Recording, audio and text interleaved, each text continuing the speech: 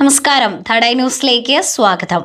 Antoine ഫുക്വ സംവിധാനം ചെയ്ത Michael പുറത്തിറങ്ങിയത് കുറച്ച് ദിവസങ്ങൾക്ക് മുമ്പാണ്.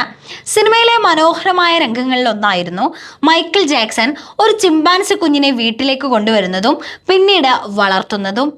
ബബിൾസ് എന്നാണ് ആ കുഞ്ഞു ചിമ്പാൻസിക്ക് മൈക്കിൾ പേരിട്ടിരുന്നത്. ആ രംഗം കണ്ടതോടെ മൈക്കിളിന്റെ ബബിൾസ് ഇപ്പോൾ വീണ്ടും ചർച്ചകളിൽ ഇടം പിടിക്കുകയാണ്. 1983 ബബിൾസിന്റെ ജനനം. ഏകദേശം അതേ സമയത്താണ് മൈക്കിൾ അതിനെ വീട്ടിലേക്ക് കൊണ്ടുവരുന്നതും. മൈക്കിളിനൊപ്പം താരത്തിളക്കമുള്ള ഒരു ജീവിതമാണ് ബബിൾസ് നയിച്ചത്. മ്യൂസിക് വീഡിയോകളിലും ജാക്സന്റെ അഭിമുഖങ്ങളിലും പ്രസ് മീറ്റുകളിലും ജാക്സനൊപ്പമുള്ള സെറ്റുകളിലുമെല്ലാം ബബിൾസ് പ്രത്യക്ഷപ്പെട്ടു. 1987 വെറും 4 വയസ്സുള്ളപ്പോൾ ജാക്സനൊപ്പം ജപ്പാനിലേക്കുള്ള ഒരു പ്രൊമോഷണൽ ടൂറിലും ബബിൾസ് അംഗമായി. ഒരു കാലത്ത് തിളങ്ങി നിന്നിരുന്ന ബബിൾസ് ഇപ്പോൾ എവിടെയാണെന്നാണ് ആരാധകർ ചോദിക്കുന്നത്. ഫ്ലോറിഡയിലെ മൃഗശാലയായ സെന്റർ ഫോർ ഗ്രേറ്റ് ആപ്സിൽ തന്റെ സുഹൃത്തുക്കൾക്കൊപ്പം കഴിയുകയാണ് ബബിൾസ് ഇപ്പോൾ.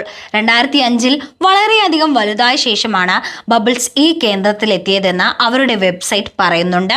ഇപ്പോൾ 185 പൗണ്ട് ഭാരമുള്ള ബബിൾസ് സാങ്കേതത്തിലെ ശാന്തനായ സാന്നിധ്യമാണ്.